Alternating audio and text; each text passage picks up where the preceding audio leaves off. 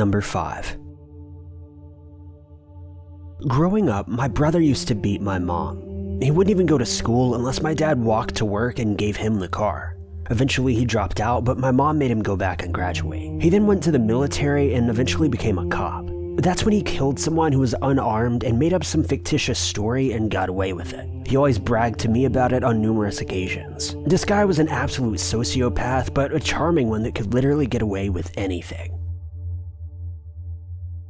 Number 4. 3 years ago, when I was in college, I suffered from severe depression.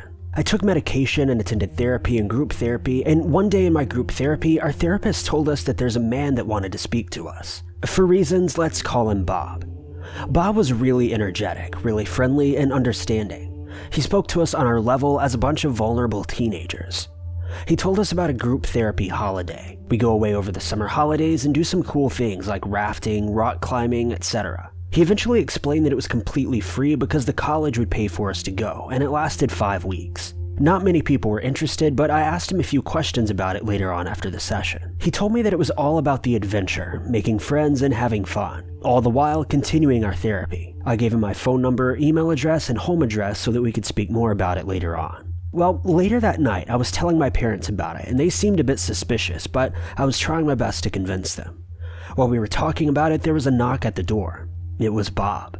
My dad welcomed him in, and he spoke to both of them, explaining that it's good for my mental health, and it's also going to be a great experience, as well as absolutely free. After talking for a while, my parents finally agreed that I could go. They filled out some paperwork, and the next time I saw Bob was when I was on the coach with lots of other people around my age. Bob was really enthusiastic, and everyone looked excited, albeit we were all having mental health issues. Bob explained that on our first day we'd be doing an adventure course and building a raft to help with teamwork with our fellow campers. We drove north to a walled-off campsite, and it was huge. As we got off the bus, everyone had to go do a physical checkup, and it was uncomfortable, but we had to so that we could take part in the events. When we left this area, we couldn't find our suitcases. We guessed that they were brought to our rooms, but when we checked, they weren't there either. I asked Bob, and he said that we weren't allowed to have them, and we weren't allowed to have our phones either. He demanded that we all turn our phones in, and reluctantly we did.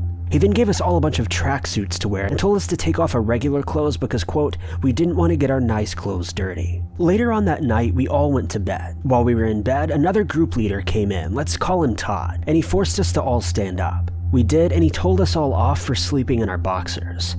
He said that we should sleep in the tracksuits. So we put our tracksuits on, but as soon as he left, we took them off again. It was summer after all. We did exciting activities over the next few days, but we also had to do some more boring ones like meditation and praying.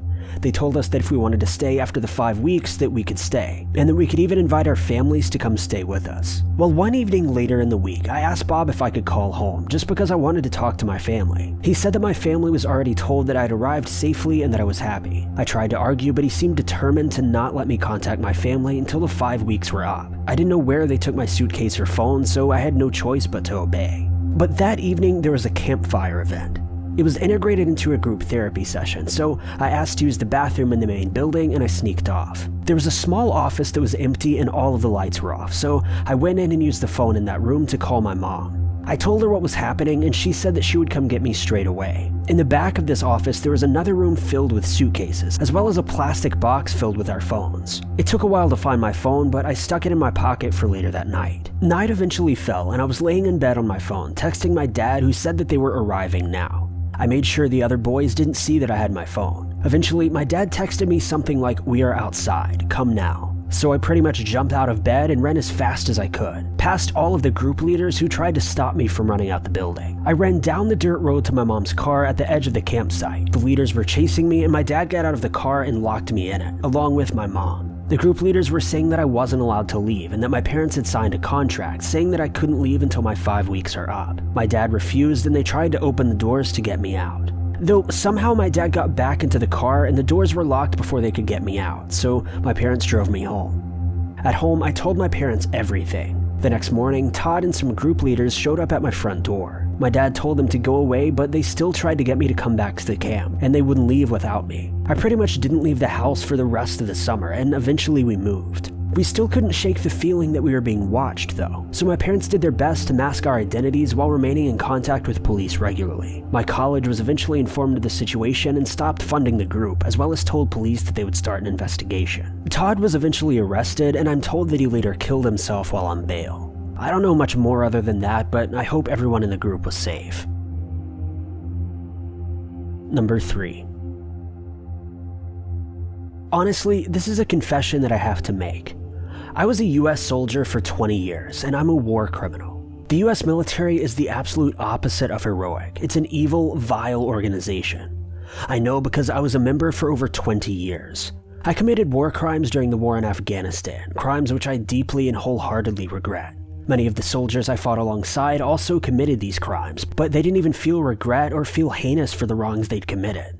I wish I had the courage to come clean, to testify before the media, before the UN, before the International Criminal Court.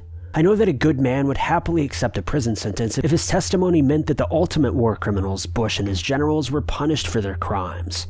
But alas, I'm a coward. I struggle to get out of bed every single day knowing that I'm a cowardly piece of garbage, who doesn't even have the guts to accept punishment he absolutely deserves. I see my victims staring at me in my dreams.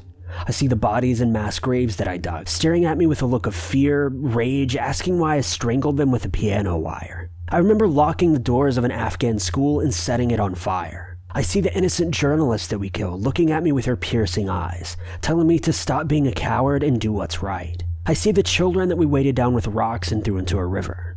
But for now, I'm just a pathetic war criminal who deserves no sympathy. I could have disobeyed those orders. I could have refused to shoot civilians, refused to murder innocent children, but I was a coward. One day, I'm sure I'll find the courage to make my story public, but for now, I am what I've always been, a cowardly war criminal.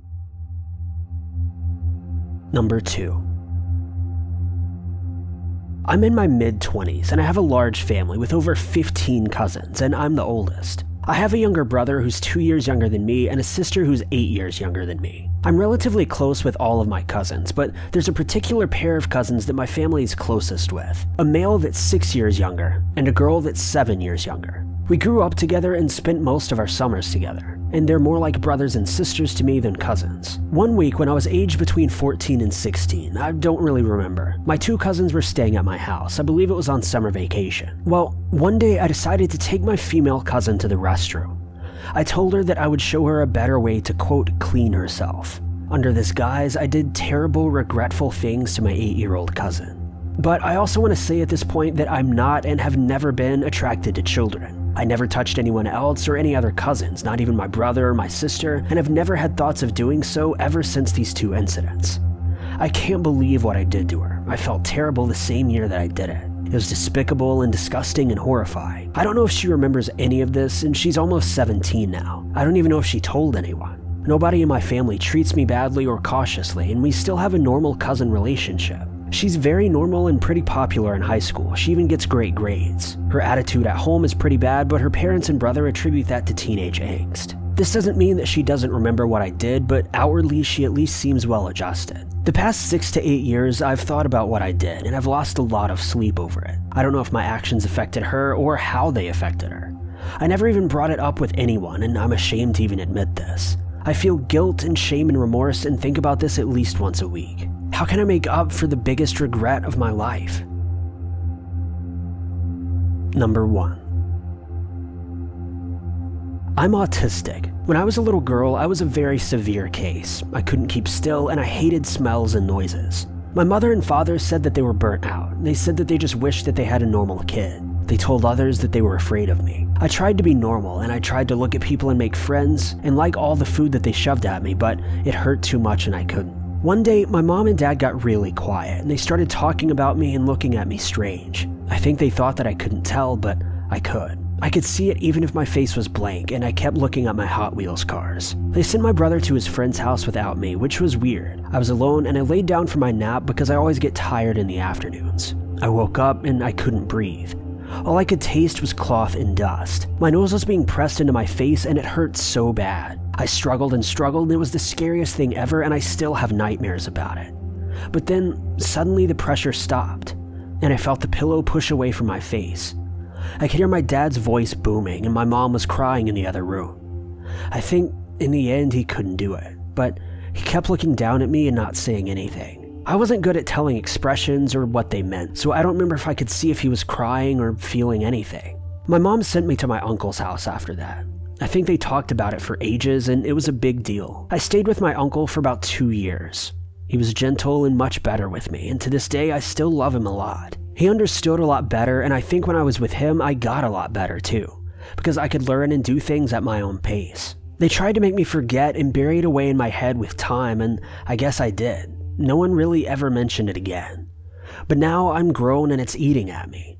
My parents wanted to kill me. Did I do or not do something that made them snap and hate me? And the worst part is when things get really bad, when people make fun of me or when I bother one of my friends because I need help with something, I kind of wish that they actually did. Maybe then I wouldn't be a burden to people all the time. Thank you guys so much for watching. If you like this video, be sure to click that like button. Also, don't forget to subscribe and click that notification bell to keep updated with our videos.